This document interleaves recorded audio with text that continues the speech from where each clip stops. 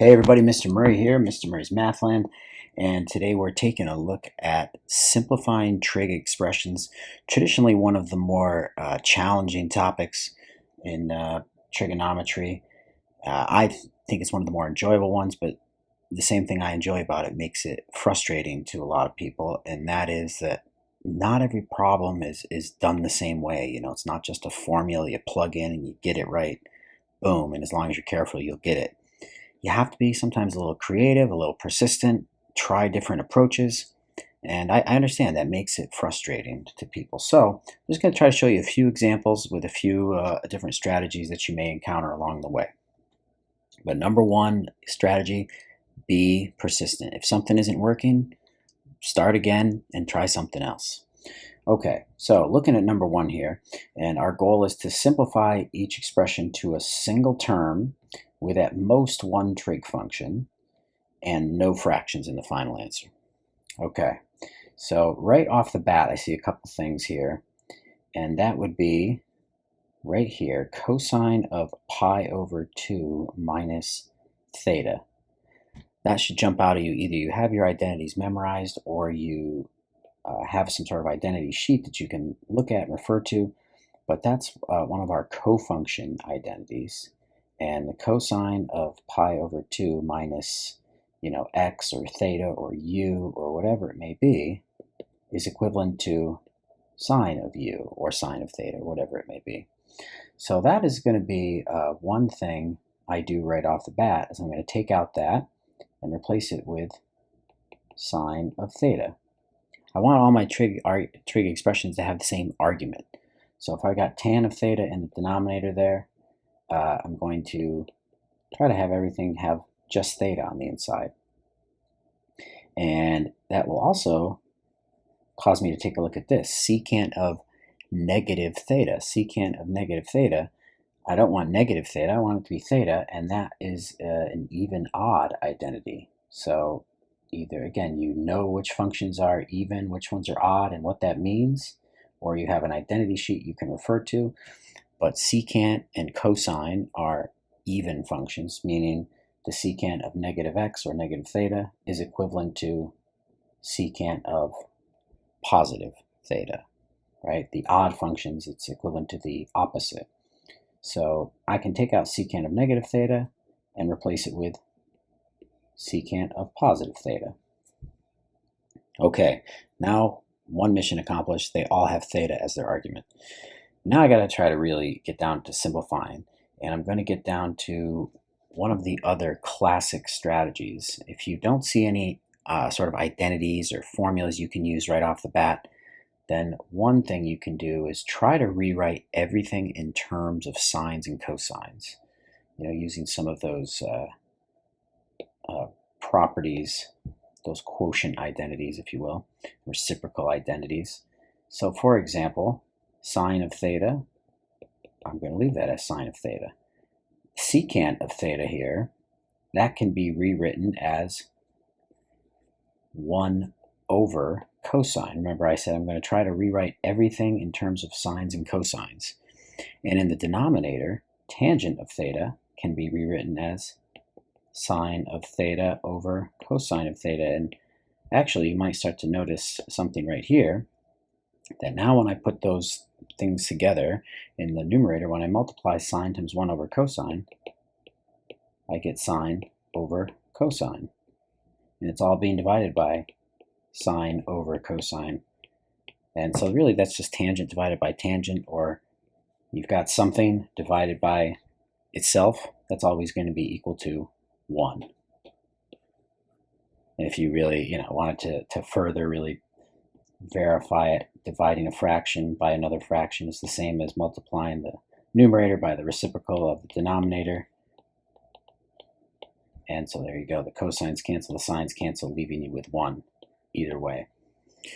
Okay, so pretty nice here. We got it down to one term, and it doesn't even have a trig function in it, and no fractions are there, so it equals 1 after all that.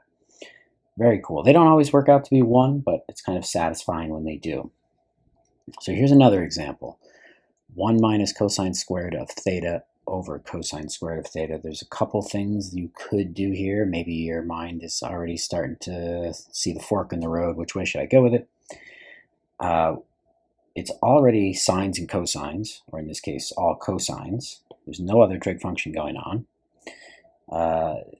But what jumps out to me is when you see trig functions that are squared, you should be thinking of the Pythagorean identities. Doesn't mean you have to use them, but you should at least be aware of the Pythagorean identities when you see squared trig functions.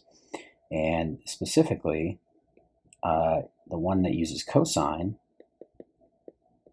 is this. Again, either you have it memorized or you have some sort of identity sheet you can refer to locate this quickly enough, but the key is that you are knowing to look for it. And sine squared plus cosine squared is equal to 1. That's the classic identity. So I'm going to manipulate it so that one side of the equation says 1 minus cosine squared.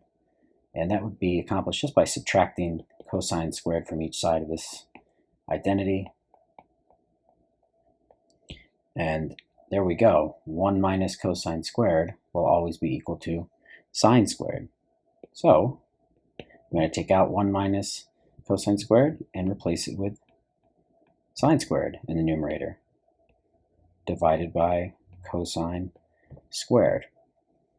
And really now, you really should be seeing some things that sine divided by cosine, that's a quotient identity. That's equal to tangent. And so if they're both squared, then that means we get tangent squared of theta. And there we go, mission accomplished. One trig function, one term, no fractions. Beautiful. Come on, tell me that's not satisfying and kind of fun. So here we go, last problem here, just to show you 3 different ones. And this looks, fairly similar to the one we just did. Secant squared minus 1. So I'm going to focus on that again. Think of the Pythagorean identity that uses secant squared. And that would be 1 plus tangent squared is equal to secant squared. So make one side of it, say secant squared minus 1. So subtract 1 from each side. And therefore secant squared is equal to tangent squared. So I can take out 2 terms and replace with 1. I'm going to take out that secant squared minus 1 and replace with tan squared. And now it's divided by secant squared. So if you look at that, okay, that seems to have whittled it down a little bit, but now there's not maybe just an obvious way to go with this. So one thing you could do here is to now change everything to sines and cosines. So that numerator of tangent squared, I could rewrite that as sine squared over cosine squared. And the denominator, secant squared, could be rewritten as 1 over cosine squared. And now you've made it one fraction divided by another fraction, and we should feel comfortable handling that. That would mean the numerator multiplied by the reciprocal of the denominator. And that's going to actually allow some things to cancel, which is always good when you're trying to simplify. Cosine divided by cosine cancels is 1, and that leaves you with just sine squared over 1, which is sine squared of theta. Beautiful, right? So satisfying. And just to kind of show you some variations, other things you could have done here that maybe you spotted and were wondering, or maybe this didn't occur to you, is right here at this step, rather than change everything into sines and cosines, I mean, you could have, it's really is the same thing here. You could have taken the secant squared and maybe moved it up to the numerator and called it by its reciprocal function. So I could have made this be tan squared and then brought that secant squared up and called it cosine squared. And then you really get into the same steps from here on out that, hey, tan squared is just sine squared over cosine squared. And then times the cosine squared that I brought up, that cancels, and oh yeah, we're right back there at the same spot. So you're doing the same work. That's totally legal in the world of math to do that. And one more thing I'll actually show, which might be, maybe you were thinking of this as sort of a totally different way to get there. Actually, I'll copy the problem here.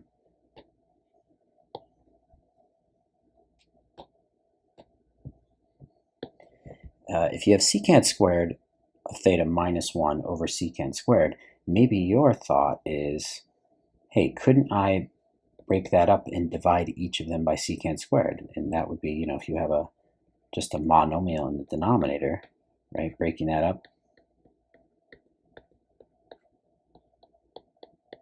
And this is a totally different way than I did it initially, but equally good mathematically, because maybe you're saying, hey, secant squared divided by secant squared, that's 1, minus, and now 1 over secant squared, that is a reciprocal.